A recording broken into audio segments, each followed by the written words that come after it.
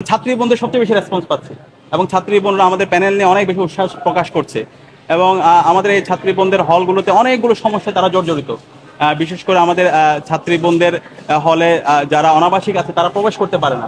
তো আমরা বিশ্ববিদ্যালয় প্রশাসনের সাথে যোগাযোগ করছি এবং আমরা নির্বাচিত হয়ে আসলে এই যে হচ্ছে আমলাতান্ত্রিক জটিলতাগুলো আছে, অনাবাসিক আমাদের ছাত্রী বোনরা যারা হলে প্রবেশ করতে পারে না তাদের হলের নিরাপত্তা এনশিওর করে আমরা সেই সবার জন্য যারা ছাত্রীরা আছে তারা এক হল অন্য হলে যেন প্রবেশ করতে পারে সেটা আমরা এনশিওর করব।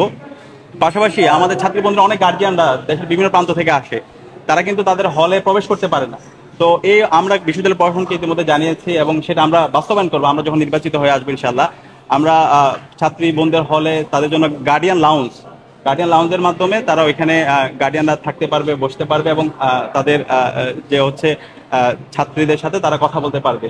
এবং এর পাশাপাশি আমাদের ছাত্রী বোনদের ওইখানে আমাদের তাদের জন্য ইমার্জেন্সি যে মেডিকেল সার্ভিস এবং আমাদের যে মেডিকেল হসপিটাল আছে সেখানে যে পরিমাণ পর্যাপ্ত মেডিকেল ট্রিটমেন্ট তাদের জন্য ব্যবস্থা করা দরকার, সে জায়গায় আমরা গ্যাপ দেখতে পেয়েছি। তো আমরা যদি নির্বাচিত হয়ে আসি ইনশাল্লাহ আমাদের পুরো মেডিকেল সেন্টারে সেখানে আমাদের ছাত্রী বোনদের ট্রিটমেন্ট এবং তাদের যা যা লাগে সেগুলো আমরা ব্যবস্থা করবো ইনশাল্লাহ।